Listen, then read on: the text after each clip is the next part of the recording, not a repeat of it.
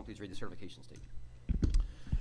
Whereas the Madison County School Board has convened a closed meeting on this date pursuant to an affirmative recorded vote and in accordance with the provisions of the Virginia Freedom of Information Act, and whereas Section 2.2-3712 of the Code of Virginia requires a certification by this school board that such closed meeting was conducted in conformity with Virginia law.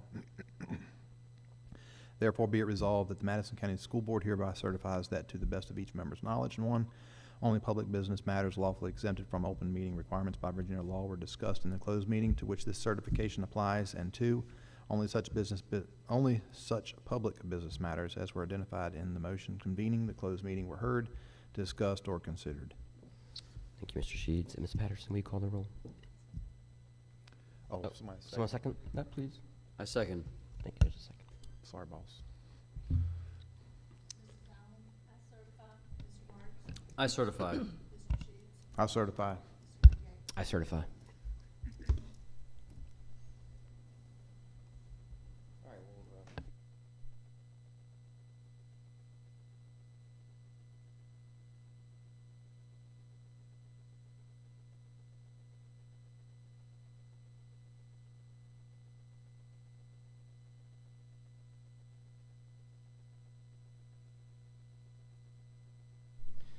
I welcome you to join us in a moment of silence.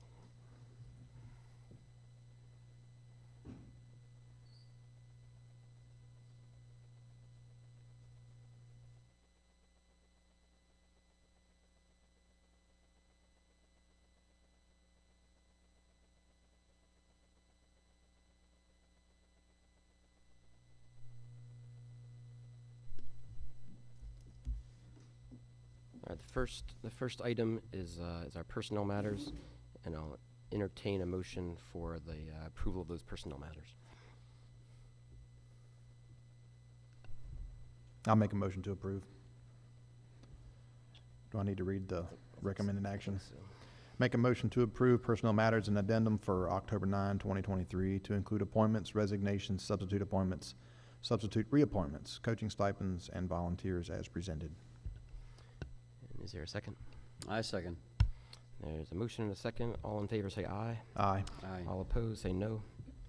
And the personnel matters and addendum are approved. Next item is the consent agenda. I'd like to make a motion that we approve the consent agenda for school board meeting minutes dated September the 11th, 2023, as well as claims for operating expenses, food services, CIP, supplemental appropriation expenses, and the expenditure report. Thank you, Mrs. Allen. Is there a second? I second. And all in favor say aye. Aye. All opposed say no. And the consent agenda is approved. And Mrs. Graham, it's the recognitions and presentations. We'll start with the Employee of the Month, and October's Employee of the Month comes from the high school, so Principal Winham will come down and let us know that person.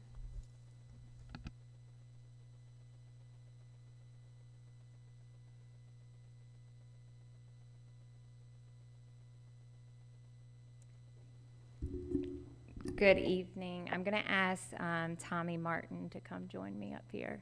He doesn't know why he's here, but I just asked him to come to the meeting. This thing is like moving without me touching. Okay. I get to read about you in front of all these people. Well, it's not really crowded tonight. Okay. This is your certificate. I'll give it to you in a minute. Okay. Tommy is a hardworking, humorous, and loyal employee who's been a part of our custodial team since this summer. He has fully embraced the spirit of being a mountaineer and is always willing to lend a helping hand. He goes above and beyond his job description by prioritizing the safety and happiness of our students and ensuring that the building is well maintained. Tommy pays attention to the small details, which to him may not seem significant, but to us it's been enormous. He never views any task as too small or too big, and he's always ready to drop everything and tend to the most urgent task at hand. Tommy is a valuable member of our team, and we appreciate his dedication and commitment to our school. Each day he makes a difference, and he's always there to make someone else smile or laugh when they need it most, including me. Tommy, we're so grateful that you chose to be part of the MCHS family, and I look forward to working with you for many years to come. I tell him he can't leave until one day if I do. So he's going to stay with us for a long time, and we just really appreciate it and appreciate you a lot. Thank you. And I think we wish you like a day off. Thank you. Thank you. Thank you. You got to take a picture with me, too.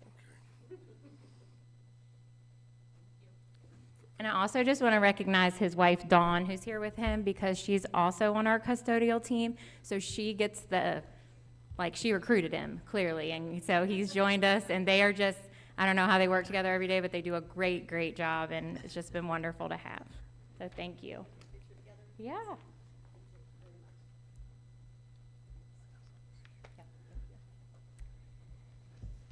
Okay, I just want to say, I go to a lot of schools because my son's always playing ball, and so I go to lots of different schools, and I work in a school, and I'm always impressed by Madison High Schools, how it's clean and neat, and thank you very much for making our school like that for the children. Really appreciate it. I'm actually proud and thankful to be able to say that I've known Tommy for a long, long time.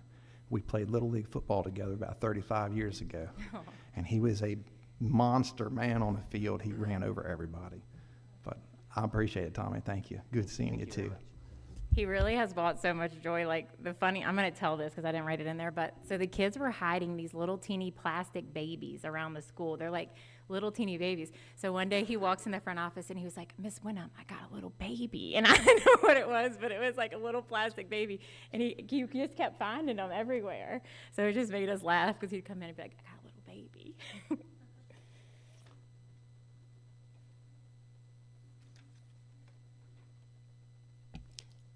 Next, we have our Senior of the Month for October. Before Ms. Woodham gets started, our Senior of the Month program, for those of you that don't know, a senior's honored each month at the school board meeting for their academics or their extracurricular activities, such as volunteering in the community. And then we invite them back in either April or May for our Senior of the Month banquet. And at that banquet, they get honored again, and they'll be presented with a monetary award. And then they also get to bring with them a teacher or staff member that's impacted their education while they've been in Madison. And they get up that night and share with everyone at the banquet how that person impacted their lives. And they get to give them a plaque that we provide for them. So, Ms. Wyndham. I'm going to ask Elena to come up with me.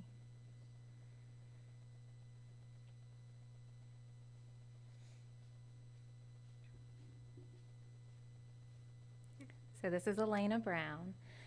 Elena is recognized as October's Senior of the Month because she has proven to improve school culture and showcase the positive morale and excitement at MCHS. Mr. Brad Miller, her government teacher, shared, Elena is always smiling and pleasant, even when she may not have done well on an assignment. When she does not do well, she asks questions to understand why. She takes everything in stride and does anything she can to improve her academic performance. She is always busy doing something and seems to volunteer for just about anything. She is a mountaineer through and through. In 2022, Elena came to me to request to have a meeting to discuss a vision she had because she wanted to be the school's photographer. So after this meeting, we made a plan for this to be a work-based learning experience for her, and she began attending almost every sporting event on the sidelines, in the basketball courts, everywhere, and documenting it with her lens. This led to involvement with the school's yearbook and has been a true grassroots effort to create a social media showcase for sports photography at MCHS. She has volunteered and dedicated a ton of time to this effort, and her images adorn the MCHS yearbook and the social media profiles of our student athletes and all their families.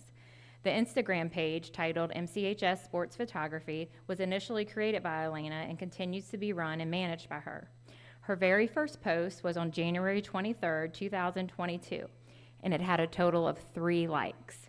So now I scroll down, and one of her most recent posts from August had 132 likes, and most average 50 or more, and she has a total of 478 followers and 469 posts. Elena has proven to all of us that digital can be used for good by a teenager in today's world. It's important for us to celebrate and recognize when this happens. And Elena, I want to thank you personally for being a strong role model of digital citizenship. Thank you.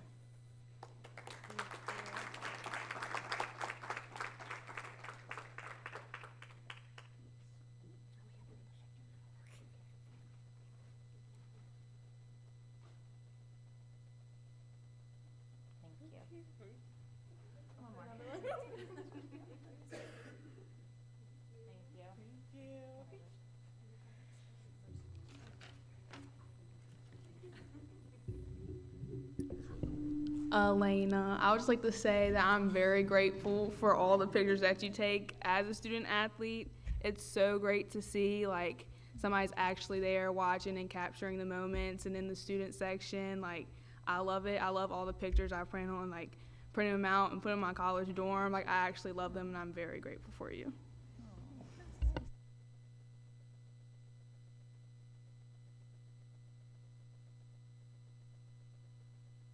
Now moving on to instructional reports.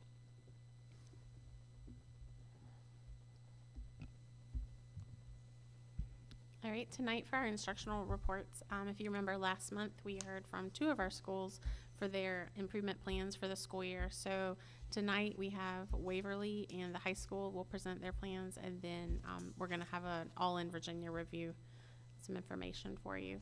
So we'll get started with Dr. Reese. Good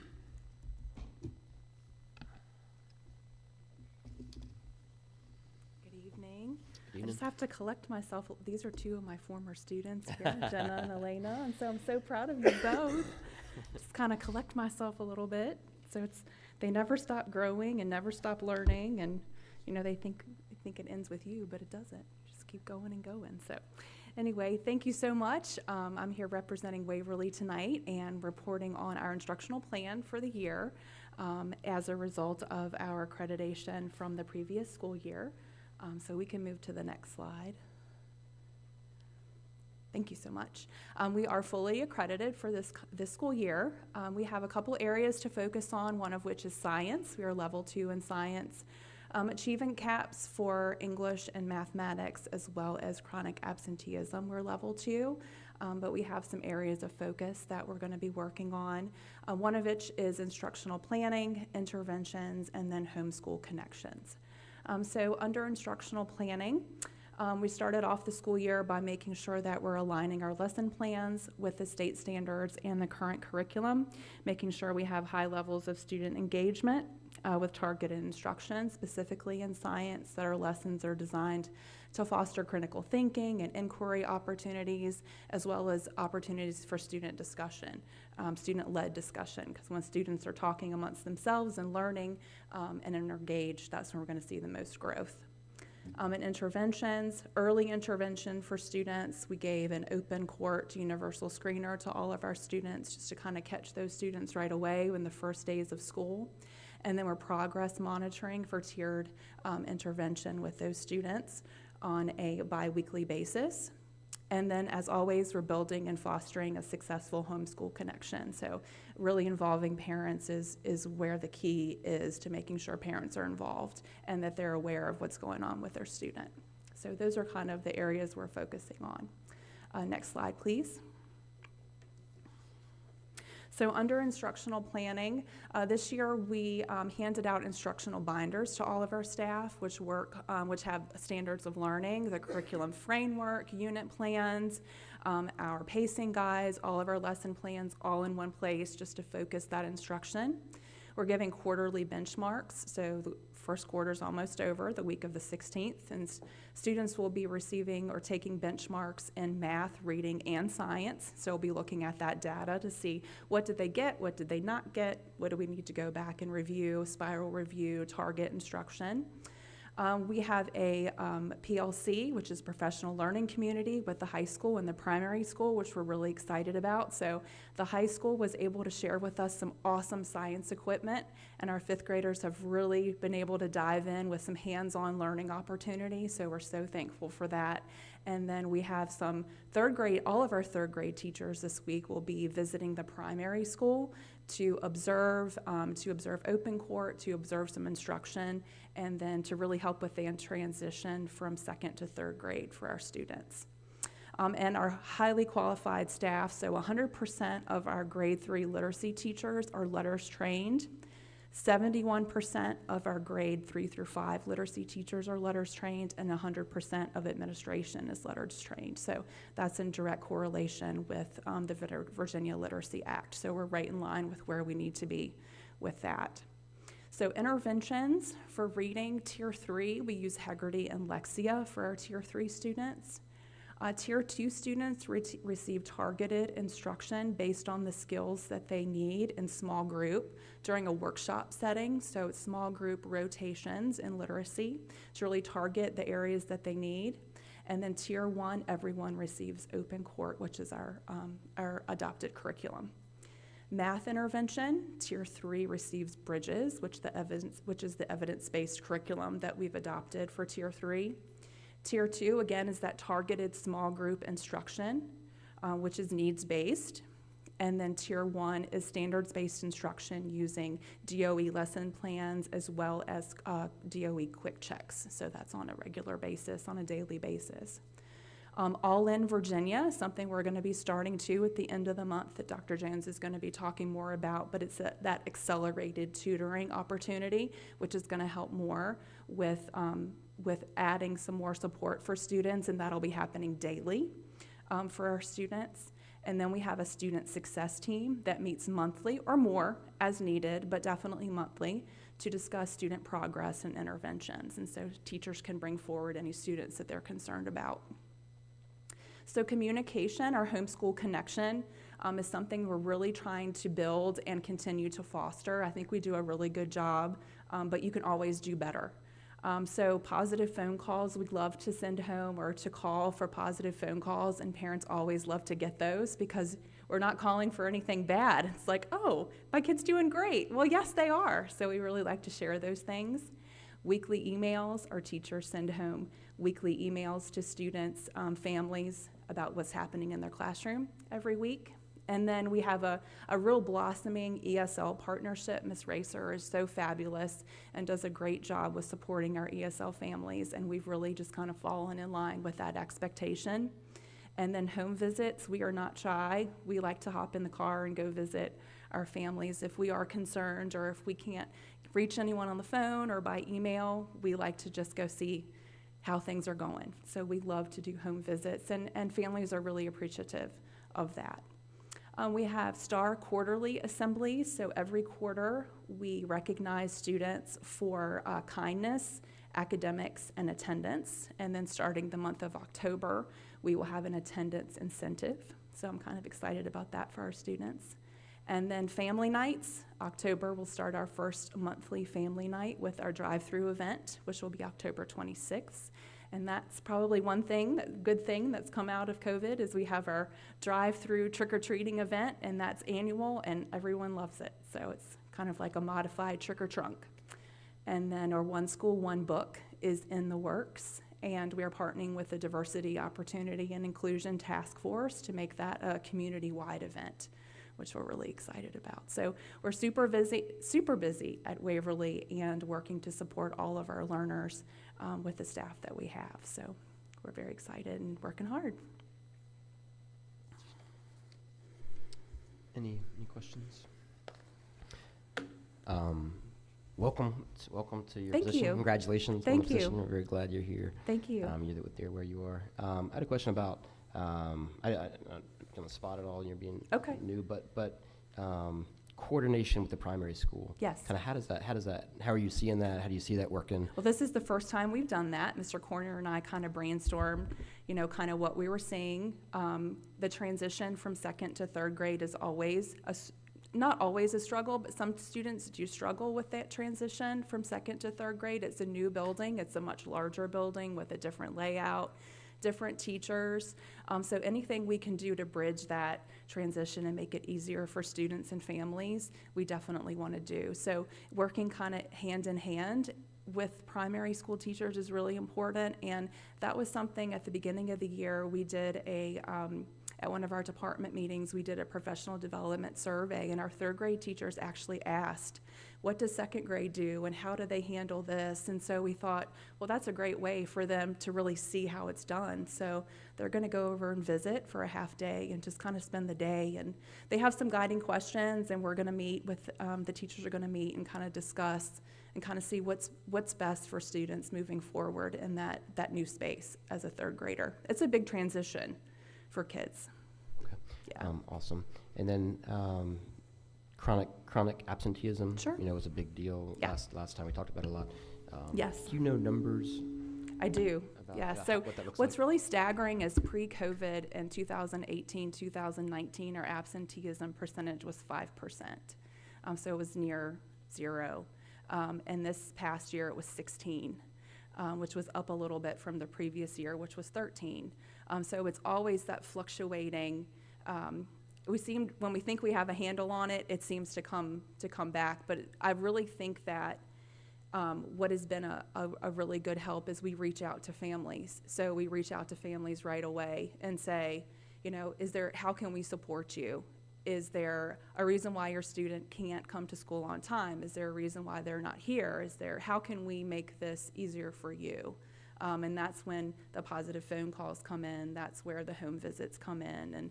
And just having conversations with parents, really, really frank conversations about attendance. Because if they're not at school, they can't learn, right? Right, and you said it fluctuates, but I mean, and is 16 something you've seen before, or is that a whole brand new thing after COVID? 16 is the highest it has been, yes, up from 13 the previous year. Yep. Mhm. Yep. Something we can talk about some. Okay, Mhm. thank you very much. Yep. Do you see absenteeism in one grade level more so than the others, or is it spread pretty much? It's really spread out. It's not specific to one particular grade level. Thank you. Yeah. And we really try to be proactive, and we get an attendance report every day, and we're calling families every day. So we really do, we're really proactive and are calling and touching base with families on a daily basis. So, yeah. I'm sorry, one more. Are most of those absences, I mean, are they excused? I mean, our Yes. parents are saying, Mhm. yeah, they're excused. Yes, That's they majority are. of them, a great Mhm. majority, Yes. 90%, 100%? Close to 100%, yes. I think last year we had no families that had more than 5 unverified absences, which, was fine. It's all excused absences. They're ill, or they're on vacation, but still under the state, that's considered absent. So, Okay. Yeah. Thank you. okay. I will say that the positive phone calls are a refreshing change. I will say that I enjoyed the ones that I've received so far, and it's an amazing piece of communication, plus the letters, so much more in depth. It's been awesome. Thank you. Great, awesome, thank you.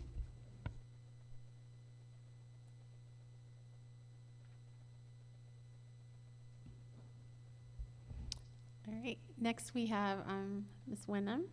She's going to present for the high school.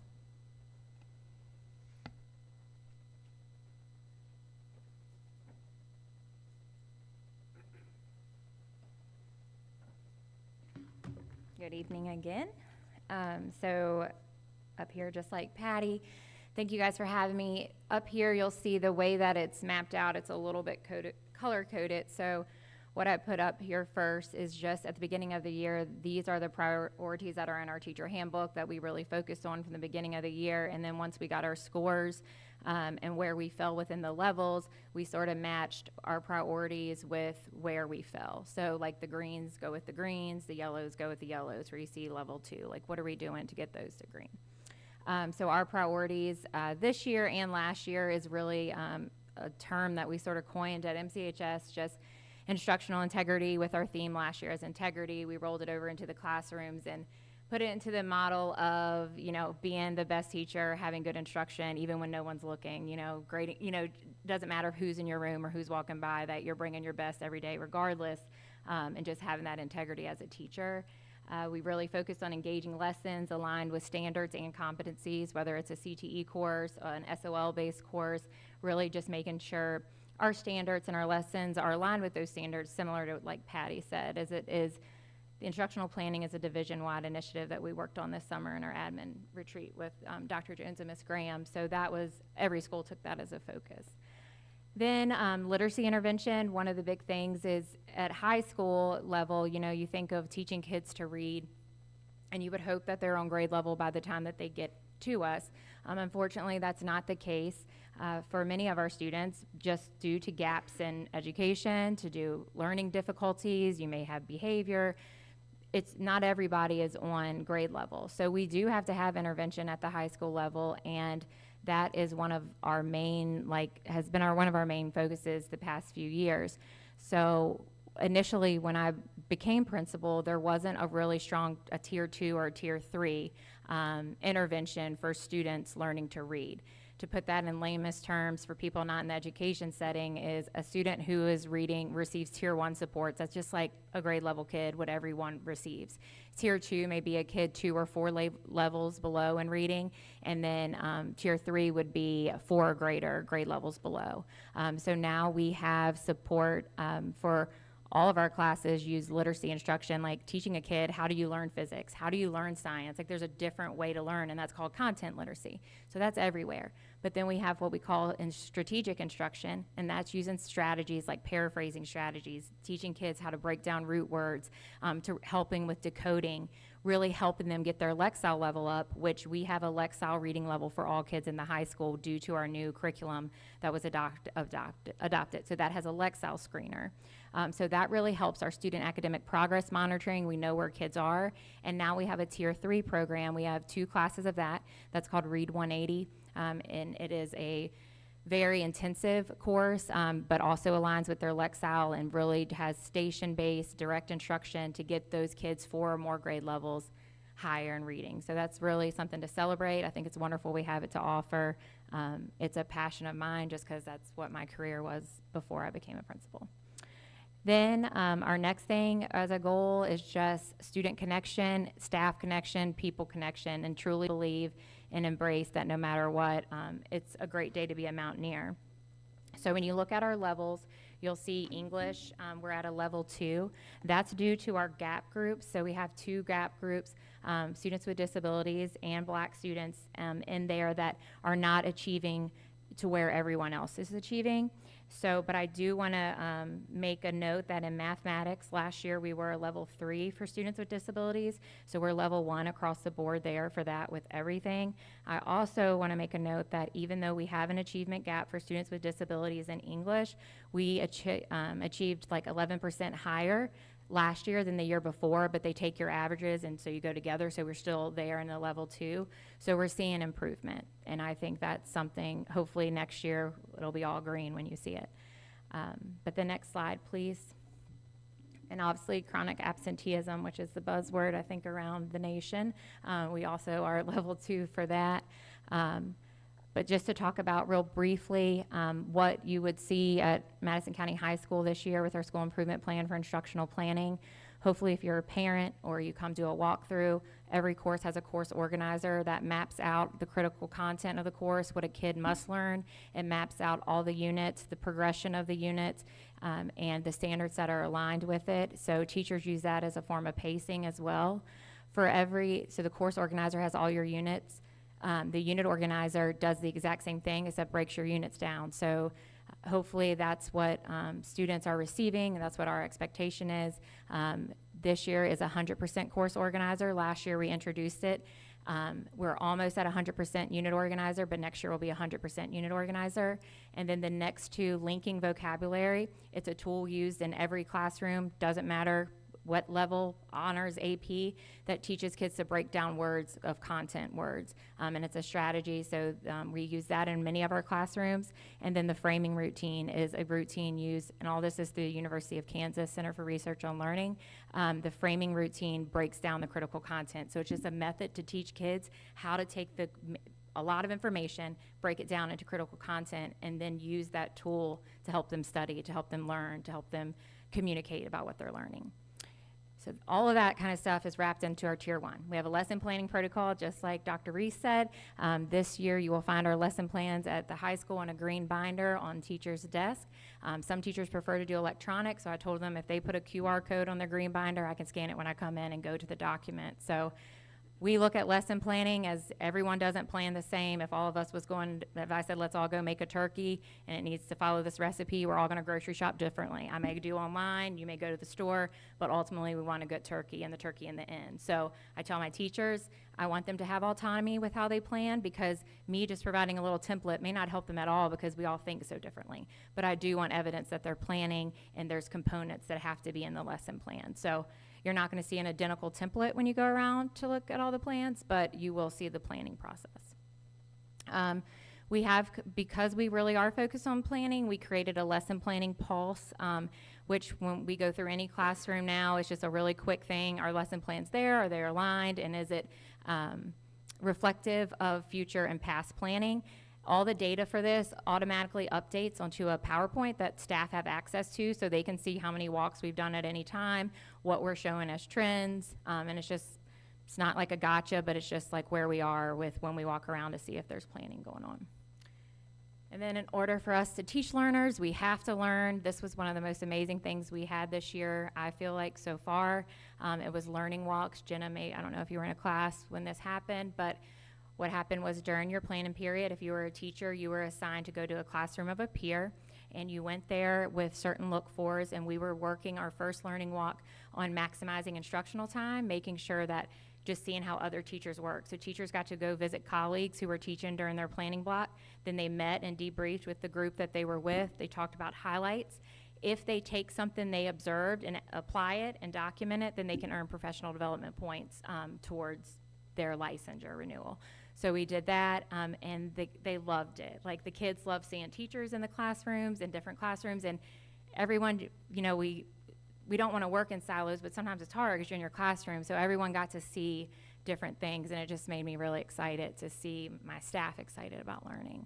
We also, similar to them, have a book, The Innovator's Mindset, that is a choice, and it's for the teachers. If they do it and participate, they can get professional learning points, but all of them got a copy of the book. For literacy intervention, I already covered the reading intervention part, so I won't go there, but I am going to share this because I know, Mr. Wingate, you probably really will like it, but we have had a volunteer reading specialist who came on board after we posted for volunteers.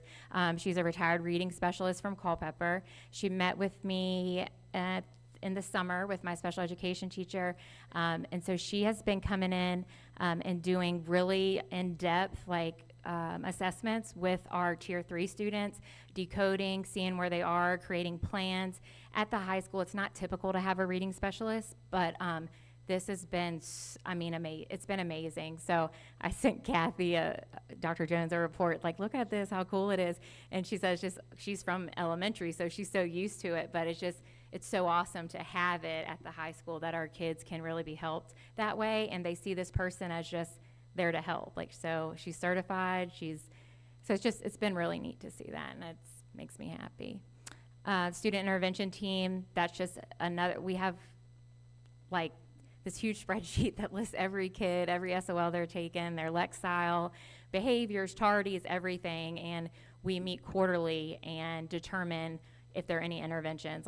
Does there need to be a care team meeting? Do we need to reach out to parents? We look at teachers' grade books to see maybe that's why they're failing. So that's a big process we have at the school to really dig deep, along with students with disabilities progress tracking and sheets, so you have the same thing. So that has been a really big part of this year, and it's exciting when you get to the point in a principalship and leading a school where you've gotten your systems in place where you can really look at data and really look at kids individually, and it's just really exciting, and it's something that I love to do, and my admin team has been wonderful with it. So all of our teachers have that data. We share. It's called MCHS All-Stars. It has every kid, so a teacher can look up and see what their reading level is, how they did on past SOLs, and so that's how I think we hopefully will get to the green and everything, because we really are focusing on those individual kids' needs. Then student connection, and this comes into absenteeism, which I know we're really focused on, and we want to be great.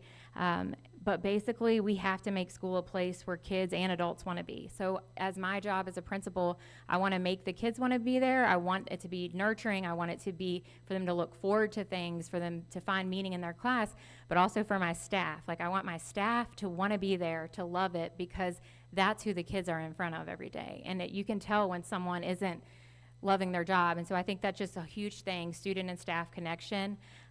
This year, we followed what we did last year with the Mountaineers Be Here. So it's every other month, an attendance challenge.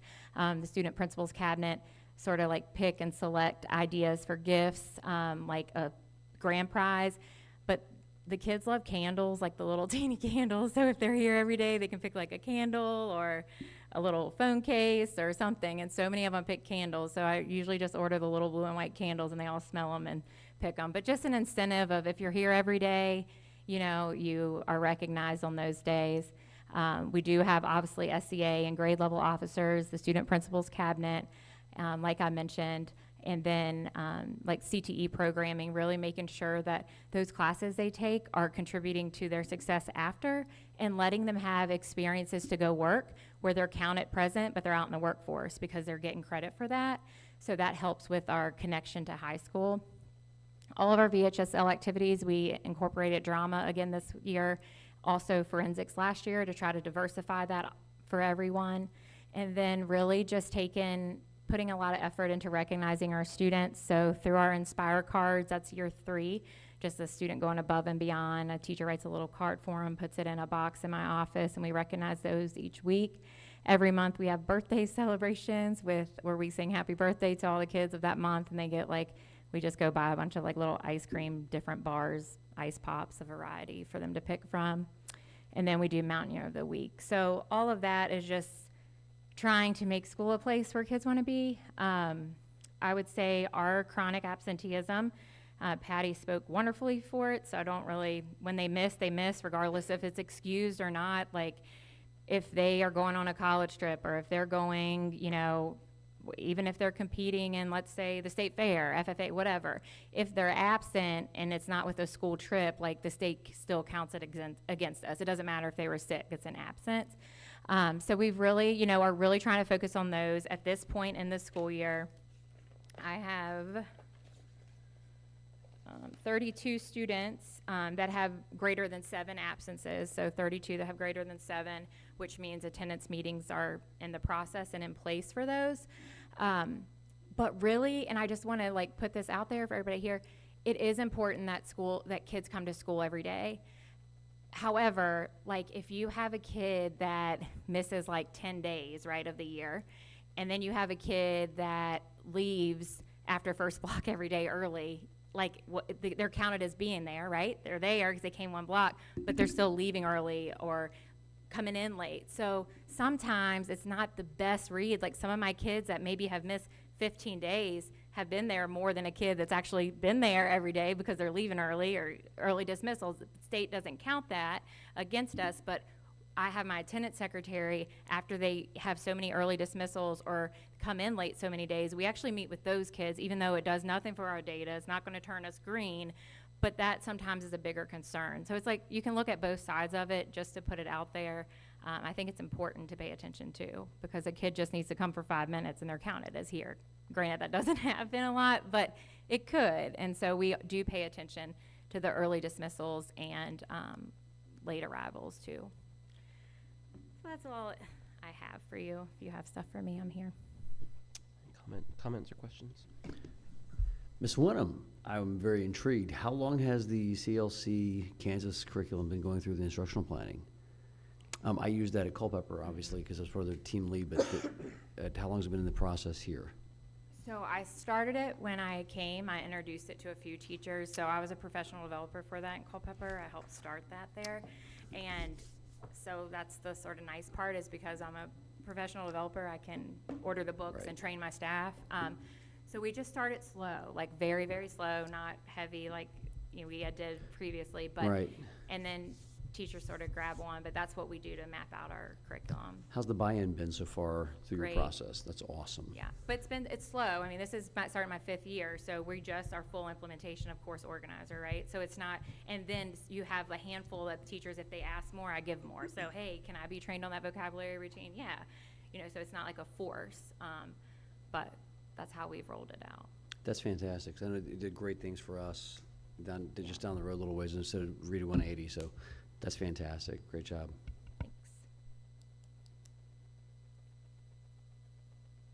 Thanks. I have a couple comments or questions. First, I kind of have probably a little more insight because my son's in high school, and I really want to commend you for the way you're thoughtful about your themes, always kind of run through everything, and your innovation thing, that you're reading the innovator's mindset. I mean, you're obviously very thoughtful about that, really, and you see it all the time in the way you kind of run the school. So thank you for doing that. It's really, really good. I know you, and I acknowledge what you said about the nuance with the absenteeism, but just to help, figures are also helpful for us, I think. For last year, what number was, what was your numbers? You know, I think we were- 16%? No, I think we were still like 20%. We're 23 this year. I can tell you exactly.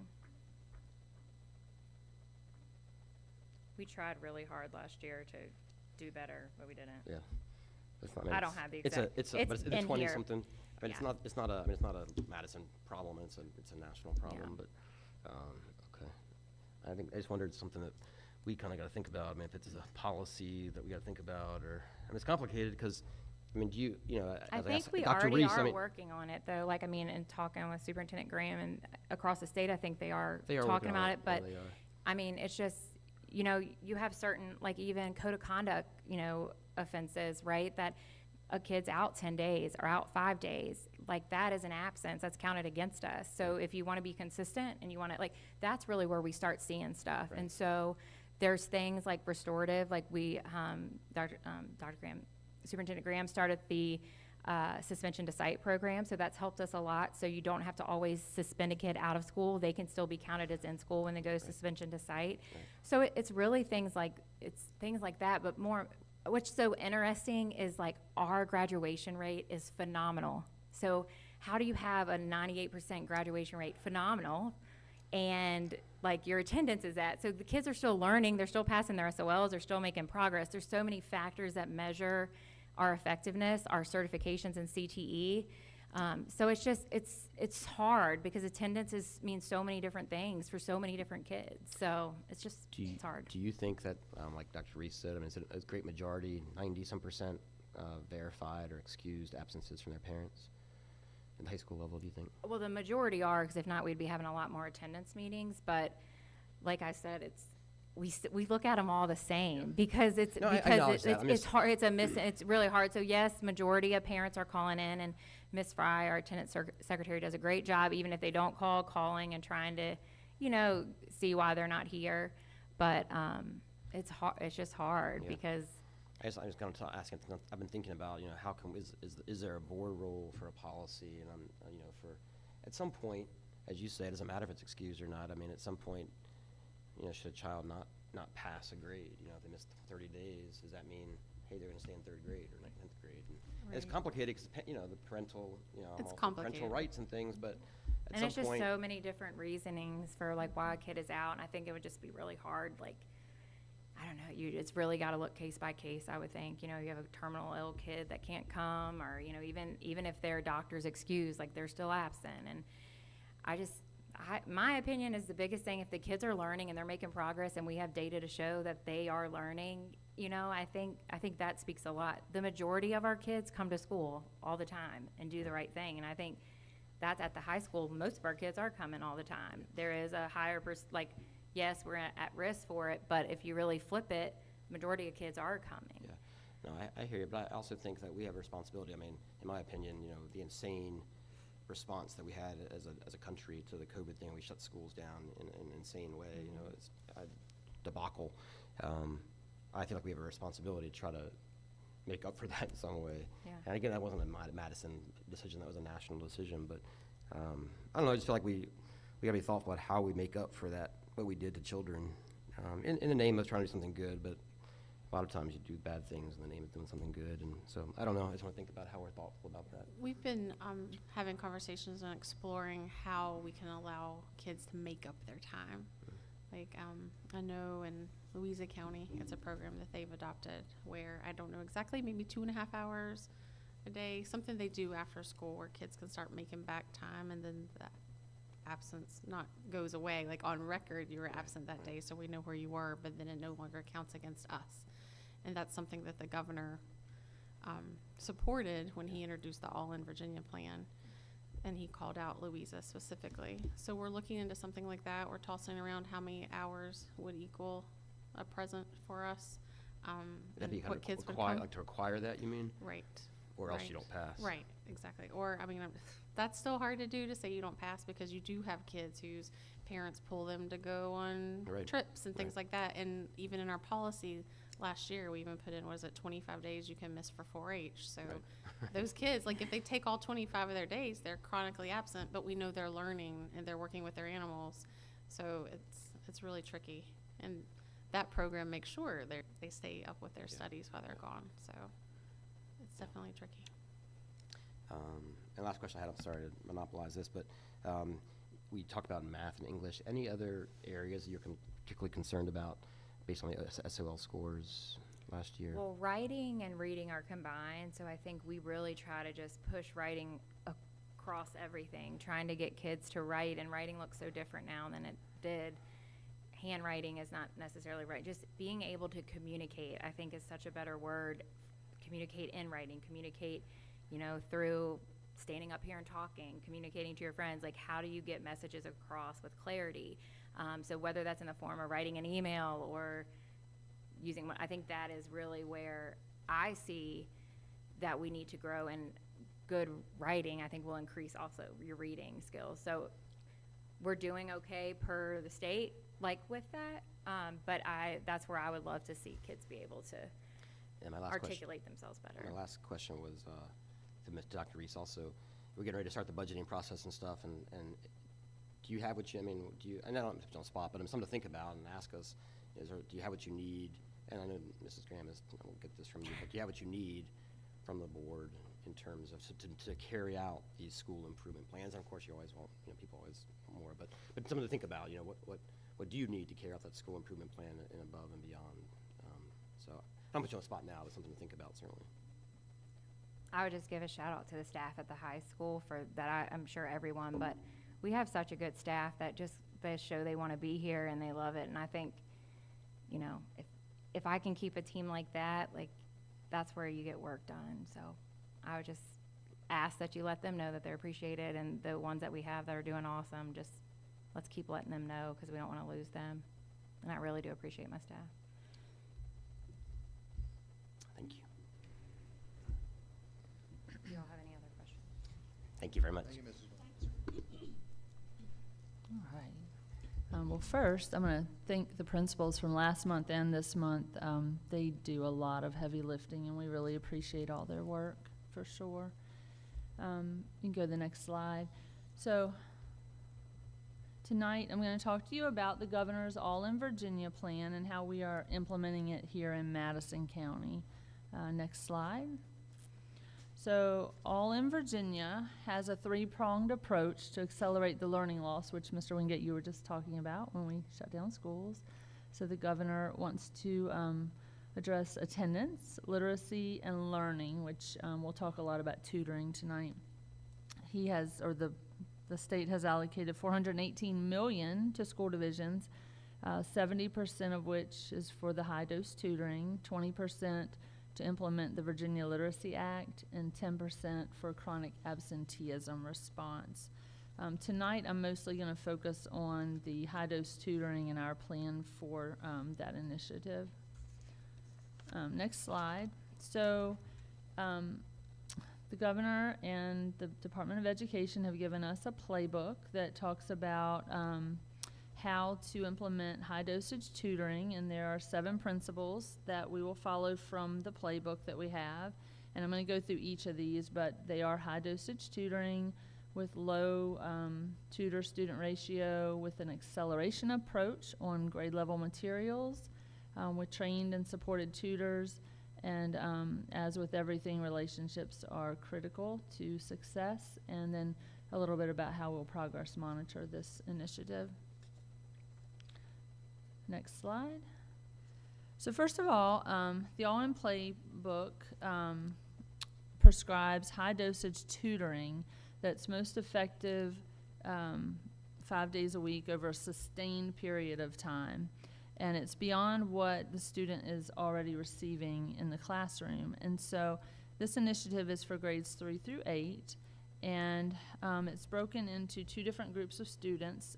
It prescribes 18 weeks of tutoring for at-risk students, those who scored low proficient on SOLs in reading or math, and 36 weeks of tutoring for students who did not pass the reading or math SOL. Next slide. And so we want to have tutoring groups, and I'll talk more about that. Tutoring is most effective when offered in small group sizes, and so the playbook recommends tutor to student ratio of 1 to 10, And the Department of Education is recommending to have those 10 students broken into 2 small groups of 5, that one group of 5 is working with a tutor while the other is doing some independent work on some software and a platform, and then the groups rotate. And so everybody's getting some prescribed time with their tutor. Next slide. The approach is called an acceleration approach rather than remediation. Tutoring is most effective when you accelerate your teaching on grade level material while attending to prior grade level gaps within grade level small group instruction. And so the all-in tutoring in 3rd through 8th grade is recommending accelerated tutoring as opposed to remediation-based interventions. You heard tonight about our remediation-based interventions that we have in place and will continue in place, but this is above and beyond that. Next slide. And so along with that, the material will be grade level material that will allow tutors to reinforce and support what students are learning currently in the classroom. The Department of Education is providing digital resources and grade level practice to us at no cost, and that will also be provided to families in reading and math. We don't yet have access to the digital platforms. It should be coming any day now. We understand that the platform for math is called Zern Math, and in reading it's called Ignite Reading, and we're waiting for more information on those. Next slide. We held a volunteer and job fair last week, and part of what we were hoping for were to solicit some tutors, and we have done a fantastic job. The principals have as well, and we're in great shape with this. Tutors from a variety of backgrounds can be effective, and we're going to have the right supports in place that the Department of Ed will be providing. They'll include digital practice. These platforms include lesson plans. We'll train the tutors, and we'll help them be able to provide personalized tutoring. And again, some of that's still work in progress because we're waiting to see these platforms and get a little more training on that ourselves. The next slide is about relationships. So it's critical and really important to us that our tutors are consistent so that they do develop relationships with their 10 students. Tutors that meet regularly with the same group of students facilitate strong, positive relationships, which result in strong understanding of the students' learning needs. And that's true across the board. You heard our principals tonight talk about connecting with families and connecting with students, and that's always a goal that we have. Next slide is about progress monitoring. I guess, above and beyond, this is really important because the tutoring programs will have progress monitoring in them, which will allow the tutors to see where students' gaps are, where they need more support. It doesn't have to be completed in a separate tool with the tools they're giving us. It should be incorporated into the sessions so that the tutors can very closely track student progress. And this is really about tracking student progress to ensure growth and learning are taking place. And we have been assured that platforms that are going to be provided are going to assist the tutors in that process. Next slide. I've provided a link to the high-intensity playbook so that anyone who goes online to Board Docs can click on that and see what it looks like, or you all as well. We are using the information from the playbook, and all of the recommendations and details on this initiative are in that playbook. And so you might be wondering who gets this tutoring and how do we decide that? The next slide shows you in grade 3, so our 3rd grade students have not yet taken SOLs. So how do we determine whether they are in a tutoring group? They take what's called the Virginia Growth Assessment in the fall, and we use the scores from that. And this chart just shows if a student scores between a certain range in math, they are in the 18 weeks. And then if they score a little bit lower, they're not proficient in the 36-week tutoring. And then next slide for for last year's 3rd graders through 7th grade, you can see the SOL scores. And it's important to note that students will be placed in tutoring groups even if they pass the SOL. So you can see in math, for example, a fourth grader, they may have passed a 400 as passing, they may have gotten a 448, but they are still being included in tutoring sessions because they're considered to be at risk or low proficient. And then, of course, students that didn't pass were not proficient in reading or math, and they also will, of course, be included in the tutoring. And that for the cutoff being in the upper 440s, the Department of Education put out, that's because the cut scores were kind of raised and made more kids pass, and so therefore they're considering kids that scored in that area to still be at risk. Now, there could be some kids that just had a very bad testing day, and so schools are looking at all data too. They know if a kid really shouldn't be included in this. Okay, so the next two slides, I'm going to go over specifically what the plans look like at Waverly and the middle school. And so I'll start with Waverly. You can see the number of students who are requiring tutoring. In grade 3, 124 students meet those charts that I just shared with you. In grade 4, 96 students, and in grade 5, 103 students. When we were first planning, it's all hands on deck. The tutoring time is going to be scheduled daily from 8:20 to 9:05, and all teachers in the building will have a group, so that, you know, this many students, that's a lot of groups of 10.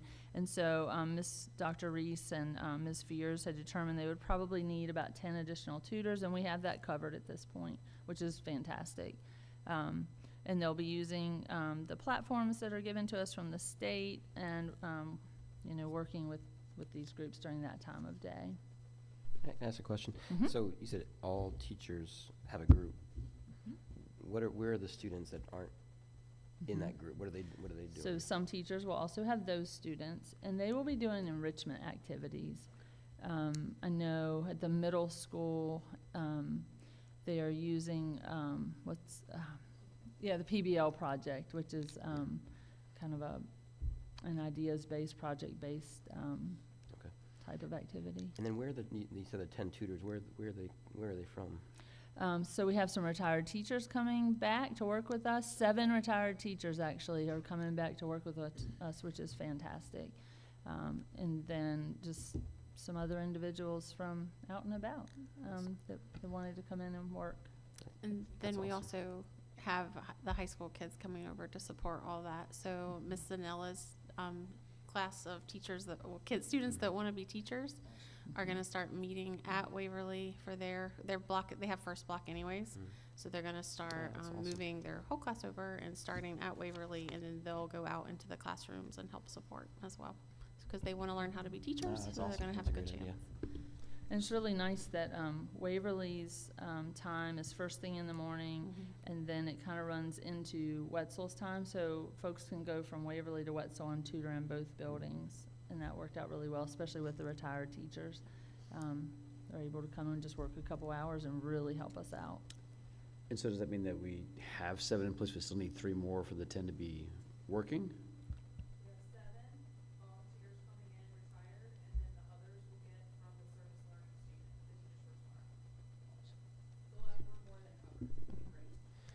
And are those volunteers going to be being paid through the state?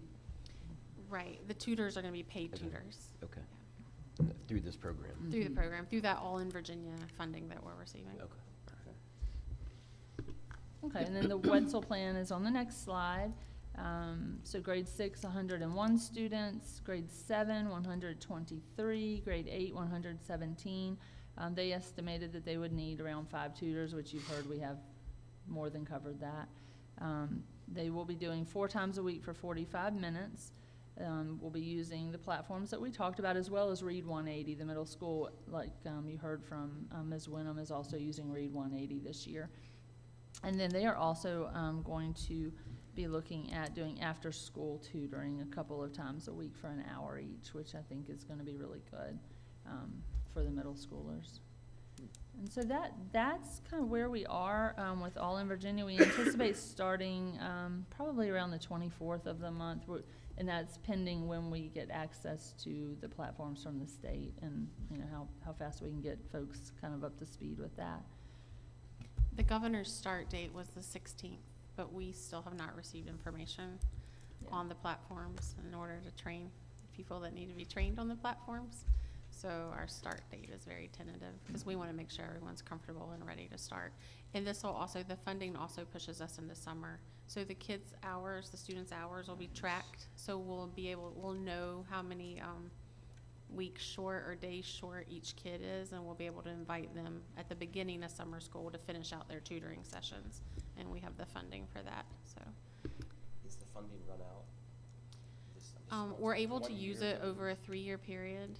We'll get somewhere around $500,000, so 300 and some thousand for the all-in tutoring. So we'll be able to use that. Some of it we're gonna use for direct support for our English language learners as well, hire somebody.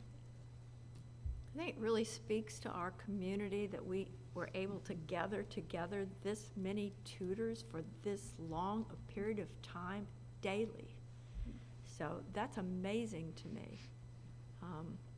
We And I- had 17 people come to our open house job fair that we had on Wednesday, and it was all community members.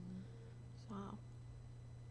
Yeah, it really is fantastic. Thank you all for doing that. Yeah, this is a job. Amazing job. This is not I show up occasionally. This is a commitment, a huge commitment. Very good. That's amazing. And it's a commitment for our teachers. A lot of them had to, the middle school was built into the schedule already for the year. Waverly, they had to readjust their schedule and realign, which we know is difficult, but we really appreciate the teachers jumped in, they did what's best for the kids, and so I think it'll work out okay once everything's ironed out and we get going.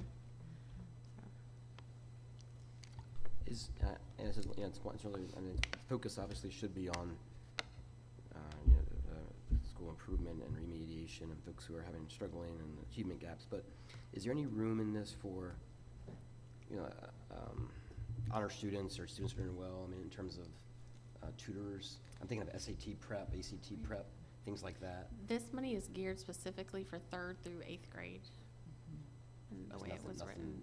above 8th grade.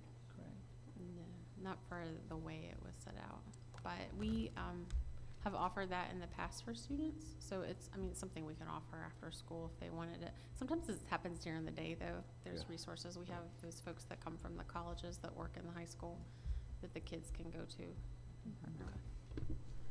Of that, you say about $500,000. Yes, sir. Is that $500,000 100% focused on volunteers or tutors? Or is that for resources and It can be for software resources programs and all stuff. that stuff? Right.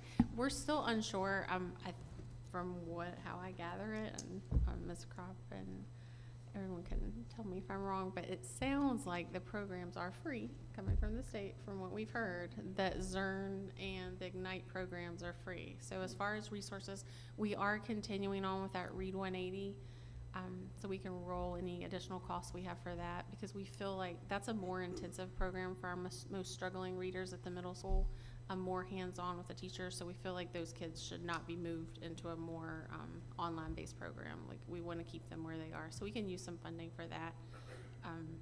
But no, so 70% is supposed to go to the tutoring and whatever resources we need, and then 20% of it is supposed to be toward literacy.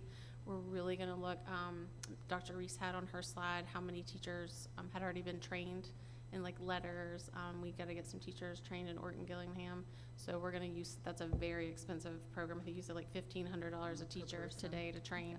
So we want to get, since we have that pot of money, we're going to try to get teachers the training that they need. So that's a good use of that. And then the other 10% is we can use for chronic absenteeism. And we kind of have an idea. We're tossing around with that, with maybe trying to hang on to a staff member that we use whose funding runs out this year, since we can use it. So. And I know this is new, and the logistics of it will evolve as you work your way through it, but if you have students that get the 18 weeks, and then there'll be some kind of assessment that'll let you know that they need to either roll back into a 36 weeks, or they have what they need to have.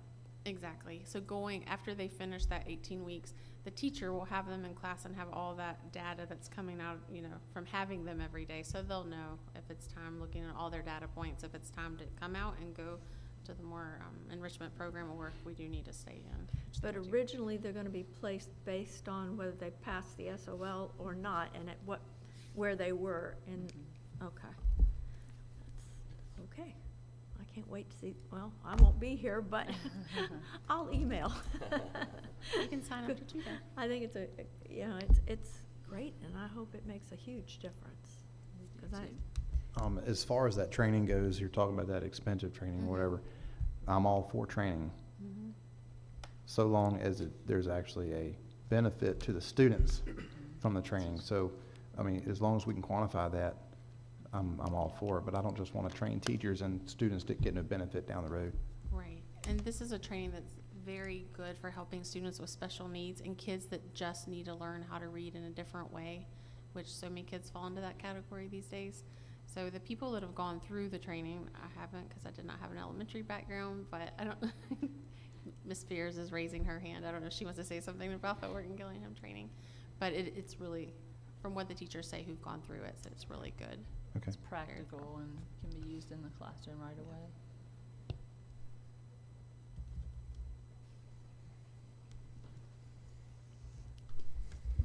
All right.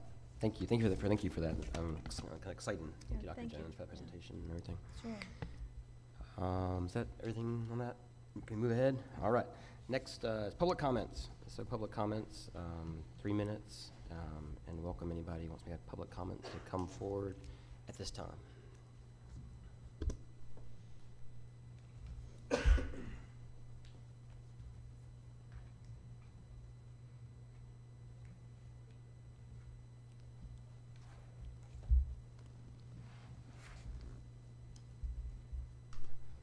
So we have a first of no public comments. Sure, going once, going twice, nobody? All right.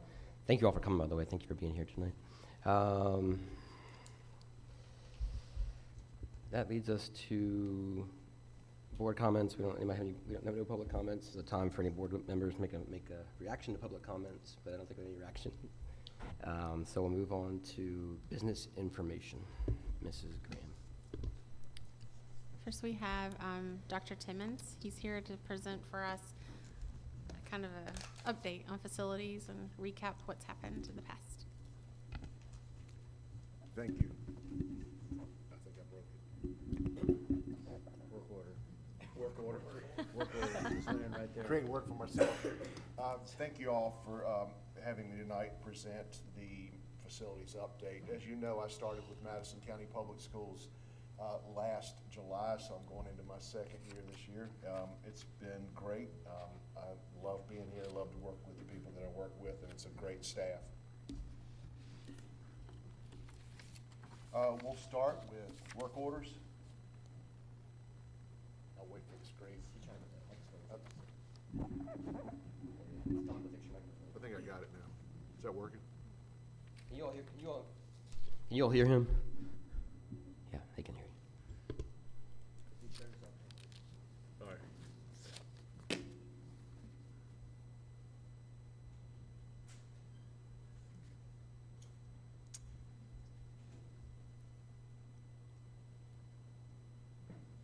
That's now 198, 99 work orders. High school.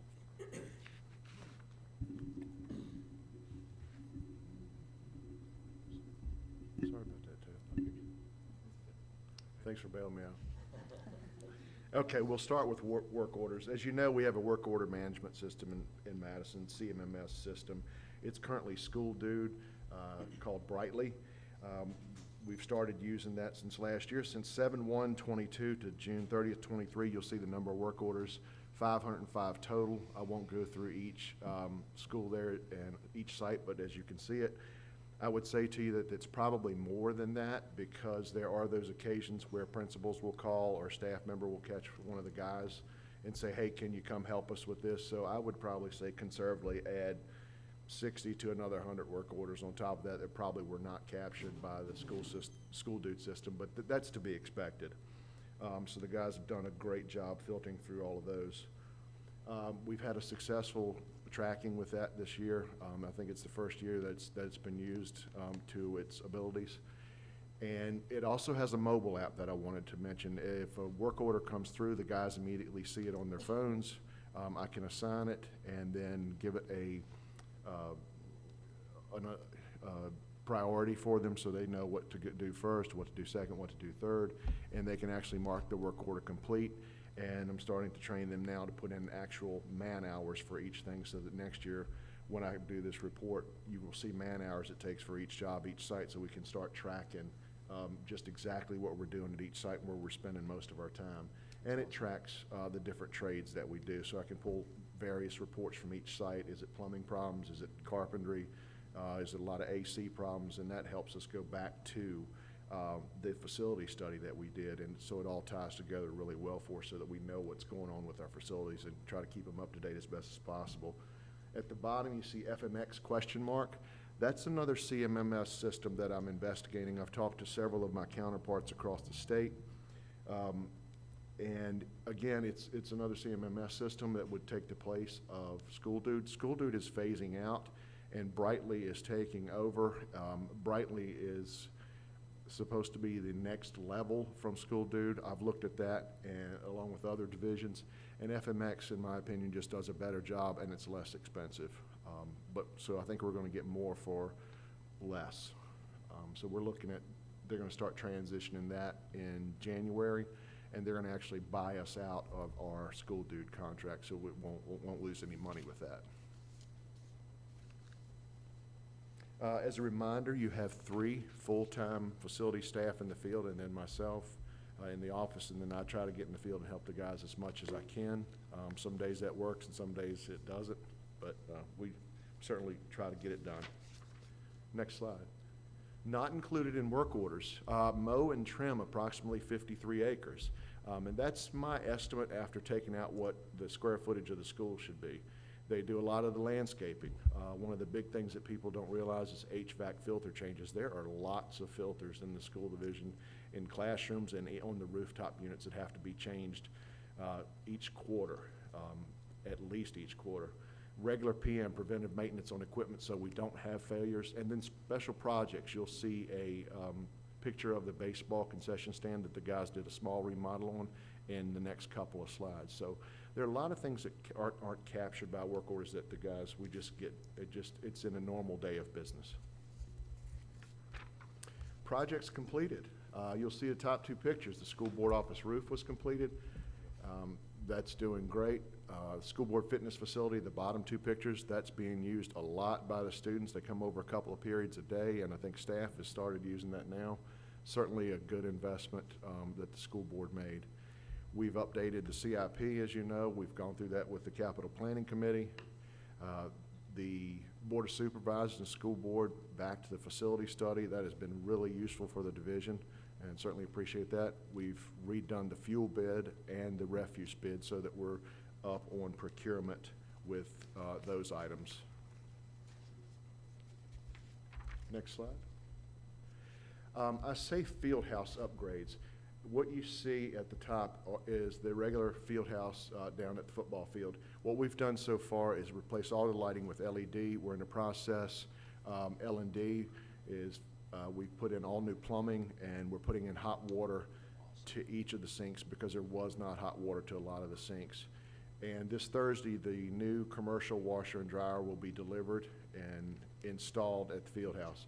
I say projects completed because it's a ongoing type of project. We can't get it all done at once. So these are the parts of the major project that have been done. The next phases would be to do something with the floors. After all that dust is done, then we do something with the paint. And so we finally have a facility that's fully upgraded.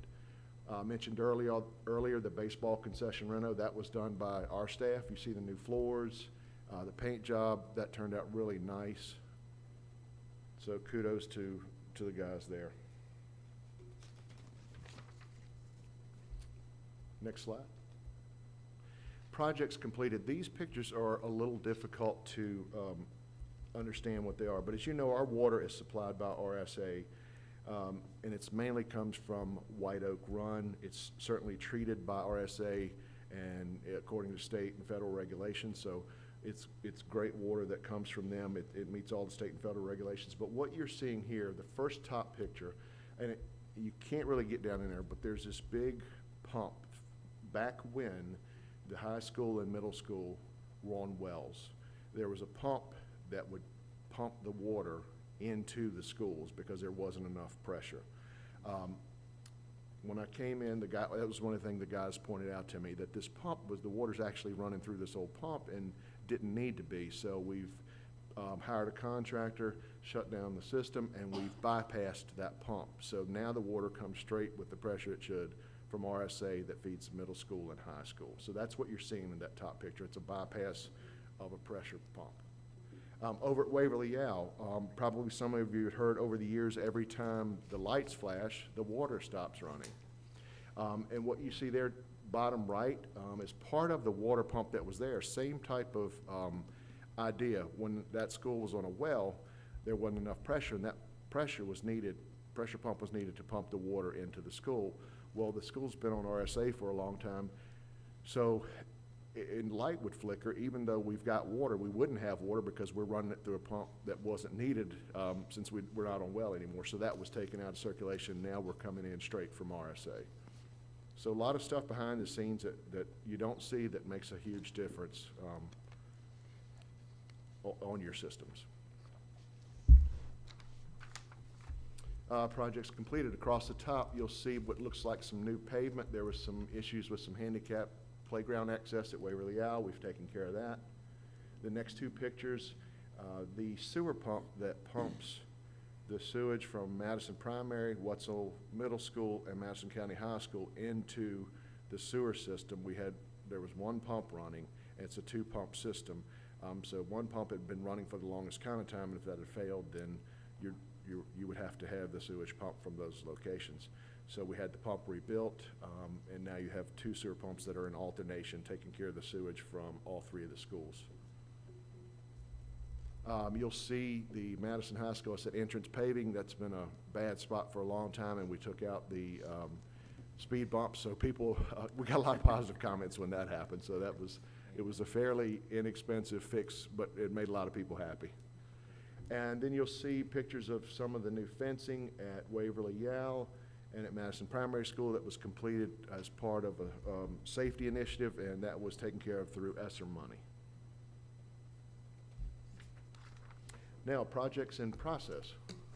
So what you see at the top are the notorious boilers we've been talking about for about a year now. Those boilers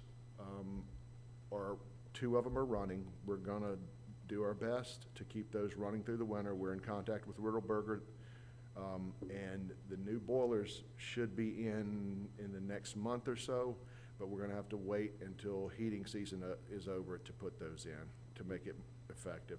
But we think, and we've had it looked at, that we should be okay through the school year and nursing them along. We're just gonna have to pay a lot of attention to them and keep a close eye on them, which we will do every day. Down at the bottom, the Waverly Yale chiller, that's gonna be in, ship date is November 30th. And as soon as that's here, we're almost out of cooling season, so we're gonna pull that out, and the new chiller will be installed and ready for next summer. So we won't have to worry about that chiller shutting down a couple of times a day, which it's starting to do again now. It's gotten worse through the summer. Sarah, question is, what happens at the high school if those boilers don't last? What does that mean? I mean, can we shut them? What does that mean? Well, at worst, I think we would have to maybe stop for a day and re-weld if one of the welds comes apart. So it's not going to be a catastrophic. We're going to have shut down for weeks or anything. It may be, okay, I need a day, and we need to do a weld.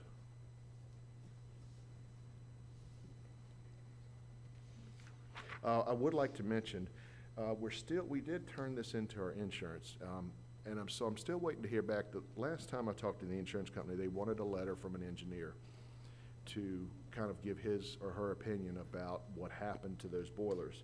They couldn't find an engineer, so I spoke with an A&E firm that I'm familiar with.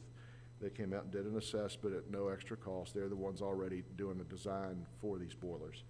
And the insurance company now has letter in hand that states that he believes that the boilers failed because of just poor materials, that it had nothing to do with the maintenance that was not done or was done by Madison County Public Schools or Riddleberger, that he sees it as a design flaw.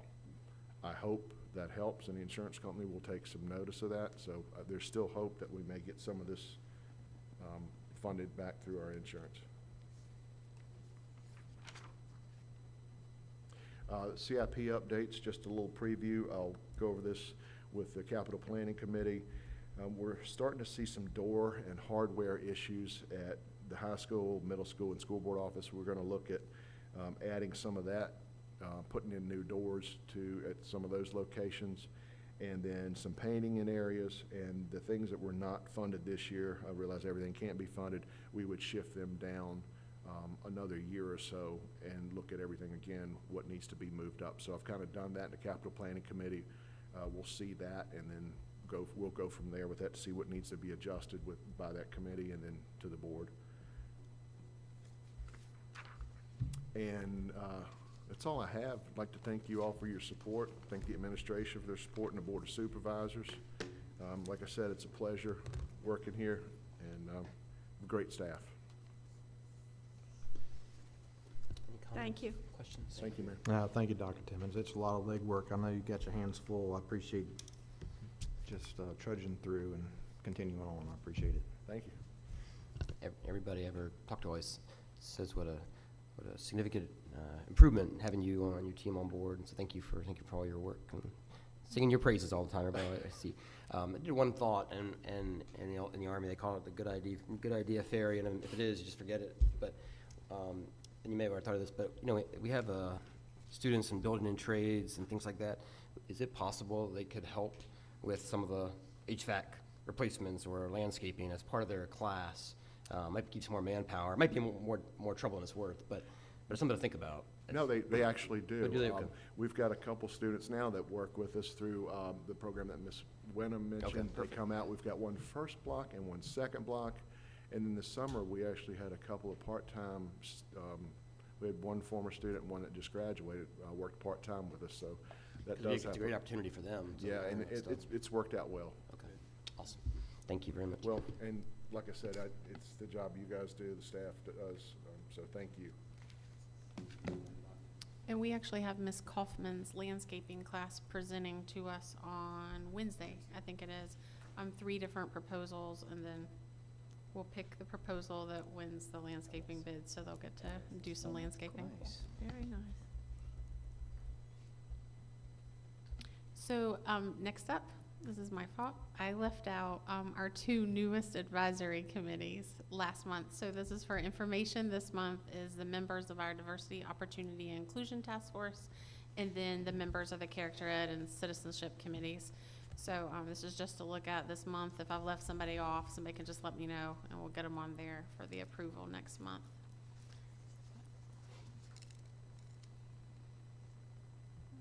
If there's any questions you have about those committees, or if you want to add anybody to them, just let me know.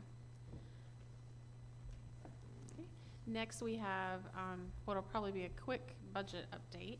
It's not quite what Ms. Kropp and I thought we'd be doing this evening. If you could go, there we go. Okay.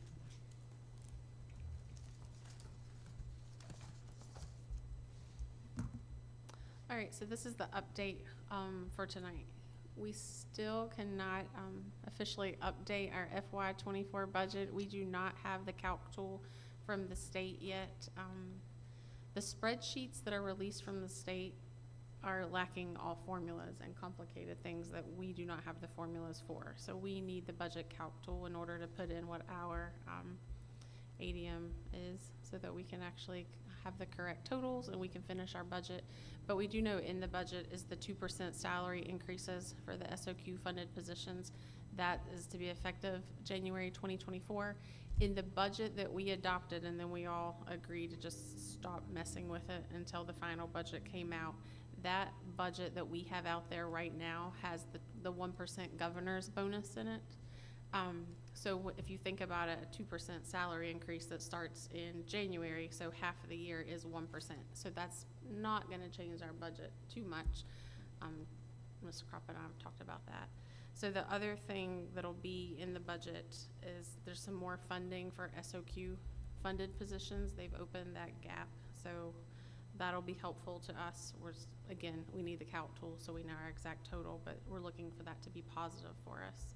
And then the other thing, like when you heard information come out about the new budget, talks about the flexible per pupil spending, that's that all in Virginia funding that we were just talking about. So when you hear anything about that. So we're thinking if the calc tool comes out soon, if it's okay for you all, if it comes out hopefully this week and we can get the budget put together, we're kind of thinking we'd like to do a special called meeting to get this budget adopted and over, because it really is time to start talking about FY25. So we'll let you know if you're okay being on call with that and coming in to look at and adopt a budget. Again, we're not adding things to the budget, we're just plugging in the new money that we receive. And we really want to do that because, as you know, we are going to have a meeting with the county on the 27th, and we'd like to have, hopefully, a budget done that this board knows about before we're talking about it in another group. Just think that would be more appropriate. So that's that for our FY24. We think it's going to be positive, so we're excited about it, but we're not going to speculate until we have the numbers to put in as far as what our totals are. Next slide.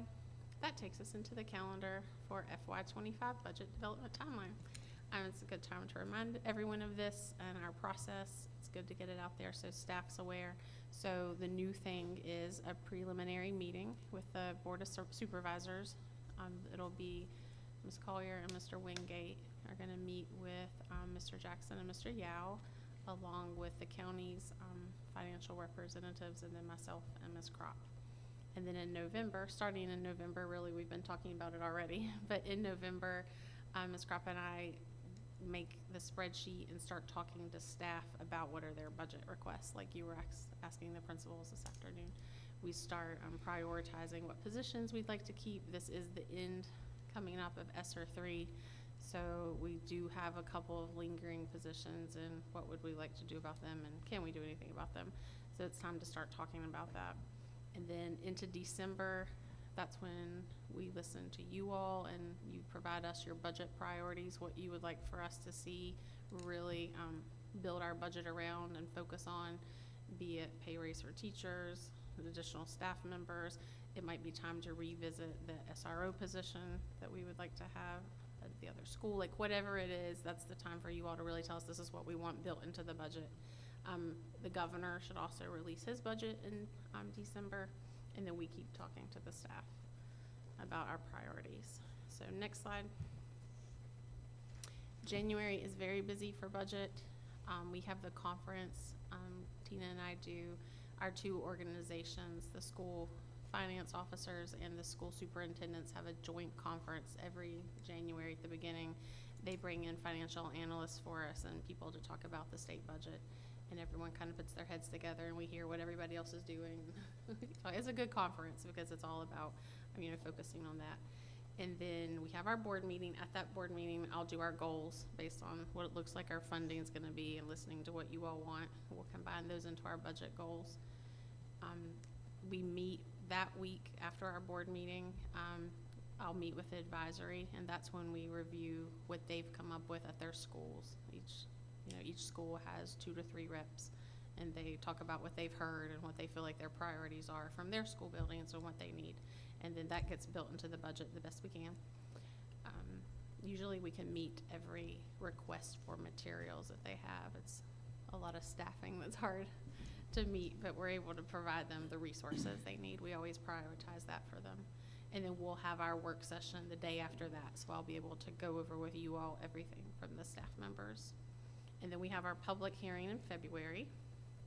And then final slide, in March is when, generally in March is when we present to or talk to the Board of Supervisors. And then at our March meeting, it's always ideal. We hope to be able to approve our budget and then get it to the county as soon as possible. If the process goes on, like it did this past year, we can always have a work session in March if we're still trying to work out things. So that's our timeline of what we'll be doing. Starting in November starts a busy month, but it kind of makes things start flying by when you start planning for the next year. What you don't plan for in November, they say usually doesn't happen the next year. Is always the goal of what they say. Like if you don't have a plan for how you're going to afford something, then it's hard to get. Any questions?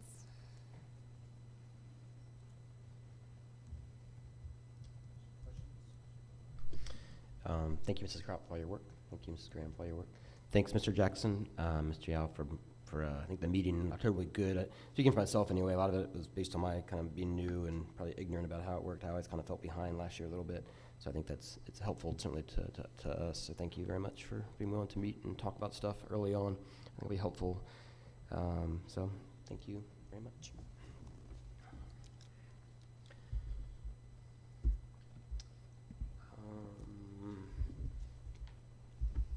Leads us to business approval. We just have one thing tonight to approve the list of advisory committee members. We saw this last month, plus the two things that Mrs. Graham talked about. So if any questions, thoughts on that before we entertain a motion to approve it? Anybody, any questions, comments, concerns?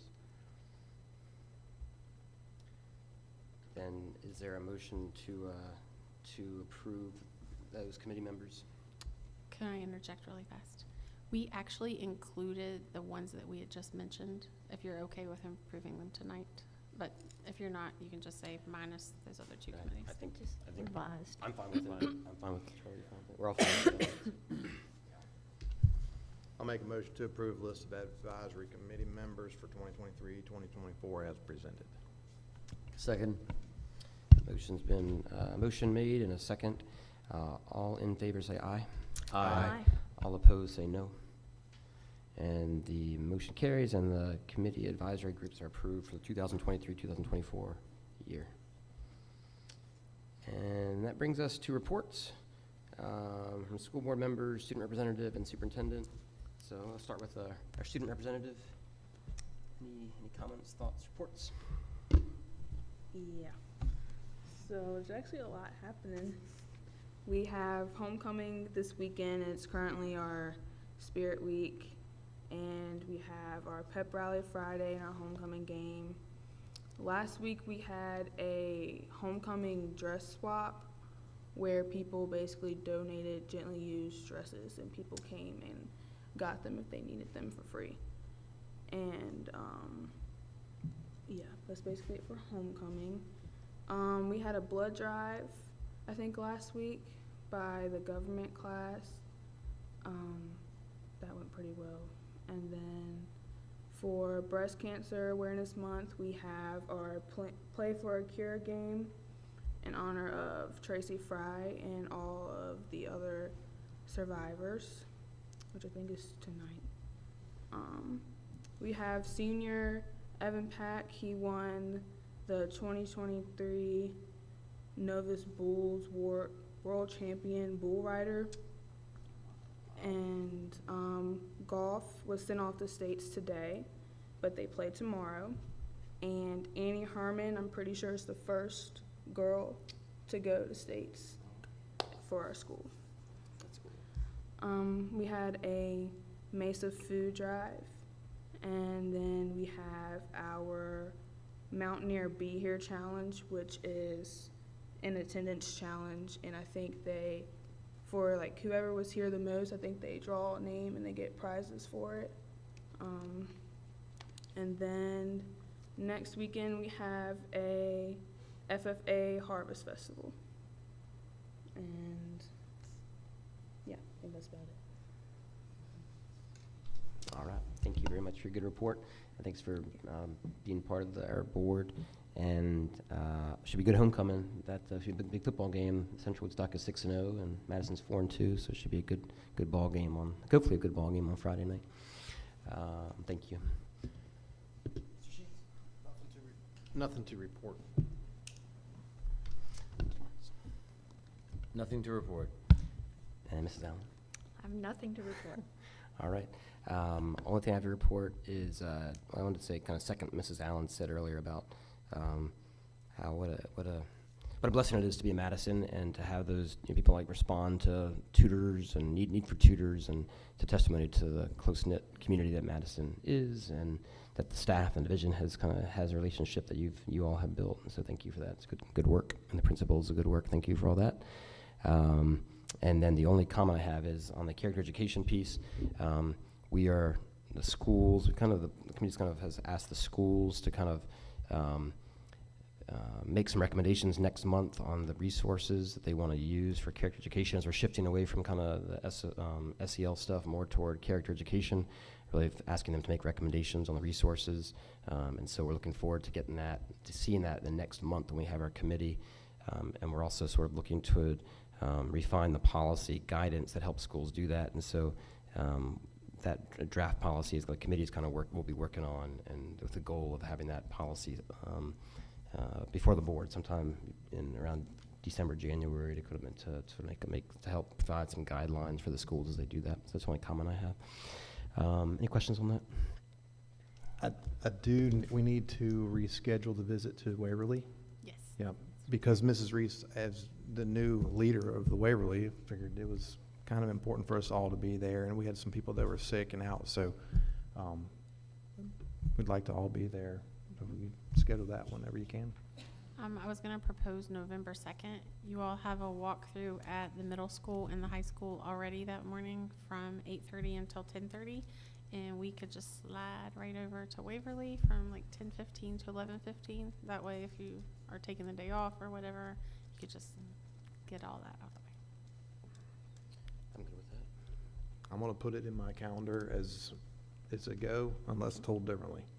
I can send an invite to everybody as well, if that works. Does that day work? Okay. And Mr. Graham, any other comments?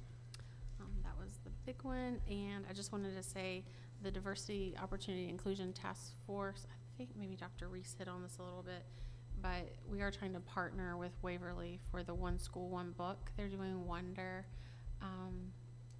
Kendall is also one of our committee members, Mrs. Fears, sorry, but she has already made arrangements with Parks and Rec to show the movie in the spring after the book's already been read. And then one of the big ideas from the committee is to try to get some community members, some faces outside of our school division, but just within the community. Dr. Jones brought this idea to the table about just so community